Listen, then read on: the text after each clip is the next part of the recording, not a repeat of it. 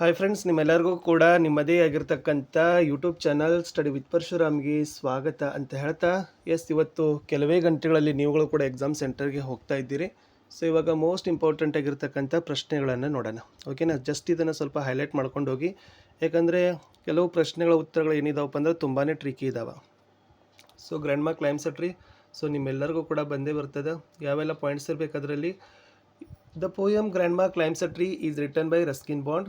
She was a genius and different from others. She could climb up trees very quickly even at the age of 62. She had such an unusual gift since her childhood. She was very happy in a tree, then in a laptop cities. She learned climbing trees at 6 from her loving brother. One day she climbed a tree but could not come down. She had fever in that fear. The doctor advised her a week bed rest, but she felt it like a hell. Soon she recovered and asked for a house on treetop. Her son fulfilled her wish. The poet and his father made a house on treetop ಅಂತ ಬರೆದ್ರೆ ಸಾಕು. Thus Granny enjoyed her unusual gift of life in nature. ಇನ್ನು ಪದ್ಯದಲ್ಲಿ the blind ಬಾಯ್ದಲ್ಲಿ ಕೊಟ್ಟಿದ್ದೀನಿ. So oh say what is that called light which I must near enjoy. What are the blessing of the sight? Oh, tell your poor blind boy. ಈ ಥರದ quality of ಮರ್ಸಿನೂ ಬರ್ತದೆ, but ಇದನ್ನು ನಾನು ಕೊಟ್ಟಿರೋದು ಇದು ಯಾಕಂದರೆ ತುಂಬ ಈಸಿ ಇದೆ. You talk of ವಂಡರಸ್ things U C. You say the sun shines bright. I feel him warm, but how can he or make it day or night? My day or night my self I make when I near R play, and could I ಇವರ್ keep awake with me ಟ್ವೇರ್ always day. With heavy sighs I often hear, you warn my hapless oh, but sure with patience I can bear a loss I near can now.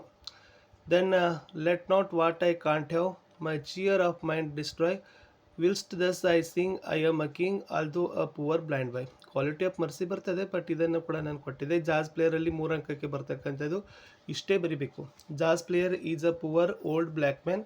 His face is unshaven and wrinkled. He wears a faded blue shirt, loose necktie, old jacket and worn out shoes. Saxophone across his chest is supported by a wire coat hanger. Through his music, he spreads the gospel of God. Once he starts playing music, he is no longer a poor old black man, but a bird which flies high and higher ಅಂತಕ್ಕಂಥದ್ದು ಇತ್ತು. ಇದು ನೋಡ್ಕೊಡ್ರಿ. ಇನ್ನು ಅ ಹೀರೋದಲ್ಲಿ any questions ಬರಲಿ, so ಇಷ್ಟೇ ಬರೀರಿ ಸಾಕು. ಏನು, a news paper report about a village who had a fight with tiger. Swami said that a boy could not fight a tiger. Father said that courage was more important. He challenged Swami to show courage by sleeping alone in the office room. While Swami was sleeping alone, he remembered the stories of devils and ghosts. He slept under the bench. Under the bench, he had a nightmare that a tiger was chasing him. He heard a rustling sound, tickling of the clock, night, insects humming. He saw a dark figure, believing it to be a devil. Swami bit its leg. It was a burglar who was wanted by the police. He became a hero overnight ಅಂತ ಬರೆದ್ರಿ ಸಾಕು. ನಿಮಗೆ ಗೊತ್ತಿದೆ infinite ಅಂದರೆ ಏನಾಗಿರ್ತದೆ, 2 ಜೊತೆಗೆ main verb ಇರ್ತದೆ, ಸಿಲಾಬಿಫಿಕೇಶನ್ ಇರ್ತದೆ. ಏನು ಮಾಡಬೇಕು, use check and chin method. Y is an vowel at the end of any word. Okay, memory. So ಈ ಥರ ನೀವು ಏನು ಮಾಡ್ತೀರಪ್ಪ ಅಂದ್ರೆ ಅದನ್ನು ಹೊಡೆದು ಮಾಡಬೇಕು. ಸೊ 3 ಸಿಲಾಬಲ್ ವರ್ಡ್ ಅದು ಆಗ್ತದೆ. ಓಕೆನಾ. Picture writing very most important. Just ಫಸ್ಟಿಗೆ ಬರೀರಿ, this picture gives a message. There are many objects in the picture. 1 picture is equal to 1000 words. I like the picture. ಇದರಲ್ಲಿ ಏನಿದೆ ಅನ್ನೋದನ್ನು ವಸ್ತುಗಳು ಏನು ಬರೀಬೇಕಪ್ಪ ಅಂತಂದರೆ ಬರೀಬೇಕು. ಜಸ್ಟ್ ದೇರ್ ಆರ್ ಅಂತ ಇದೆ, so there are dash in the picture, ಅಲ್ಲಿ ಜಸ್ಟ್ ತುಂಬುದದ. There are mans in the picture, there are cow in the picture, there are home in the picture, there are trees in the picture. So ಅದನ್ನು ನೀವು ಏನು ಮಾಡಬೇಕಪ್ಪ ಅಂದರೆ ಬರೆದ್ರೆ ನಿಮಗೆ ಅಂಕಗಳನ್ನ ಕೊಡ್ತಾರೆ. ಸೊ ಇಲ್ಲಿ ನಾನು ಮಾಸ್ ಮೀಡಿಯಾಗಳಿಗೆ ಕೊಟ್ಟಿದ್ದೀನಿ, ಅಂದರೆ ನಿಮಗೆ ನ್ಯೂಸ್ ಪೇಪರ್ ಬರಲಿ, ರೇಡಿಯೋ ಬರಲಿ, ಟೆಲಿವಿಷನ್, ಮೊಬೈಲ್, ಕಂಪ್ಯೂಟರ್, ಇಷ್ಟೇ ಬರೀರಿ. Importance today our life is full of mass media. It is one of the most popular mass media. It is very useful mass media in our life. It is an important source to connect different countries in the world. So importance ಅಂತ ಹಾಕಿ conclusion ಬರೀರಿ. ಎಲ್ಲದಕ್ಕೂ ಇದೇ ಬರೀರಿ. Air pollution ಬಂದರೆ ನಿಮಗೆ ತುಂಬಾ important, ಯಾಕಂದರೆ ಅದನ್ನು ಕೂಡ ನೀವೇನು ಮಾಡ್ತೀರಪ್ಪ ಅಂದ್ರೆ ಆರಾಮಾಗಿ ಬರೆದಿರ್ತೀರಿ. ಇನ್ನು ಸಪ್ಲಿಮೆಂಟ್ರಿ ರೀಡಿಂಗಲ್ಲಿ ಇದೇ ಬರೀರಿ. ಸೊ ನೀವು ಡಿಕ್ಕಿ ಡೋಲ್ಮಾ ಬಗ್ಗೆ ಕೇಳ್ತೀರಿ. ಏನು ಬರಿಬೇಕು any question. Dolma experienced the hardship. She lost her mother at 11. Soon her brother and her father was bedridden. It impacted on her life. She had a hobbies like listening music, old Hindi songs, works as instructor at training institute, like to participate in adventurous sports and encourage to the students. ಇನ್ನು ಹನೀಪನ ಬಗ್ಗೆ ಬಂದಾಗ, Hanifa was a talented or life for him was ಎಕ್ದಮ್ ಬಿಂದಾಸ್ or hobbies of Hanifa. So ಇವೆಲ್ಲ ಪ್ರಶ್ನೆಗಳಿಗೆ ಬಂದಾಗ ನೀವೇನು ಬರಿಬೇಕಪ್ಪ ಅಂತಂದರೆ, ಅದರಲ್ಲಿ ಮೋಸ್ಟ್ ಇಂಪಾರ್ಟೆಂಟ್ ಅಂದರೆ Hanifa was an introvert. He began to make friends by the time he was 14 years, often go out of his way to help people. That was the pleasure. ಅಥವಾ ಹಿಂಗೂ ಬರಬೇಕು, ಹನೀಪ್ ವಾಸ್ ಎಕ್ದಮ್ ಬಿಂದಾಸ್.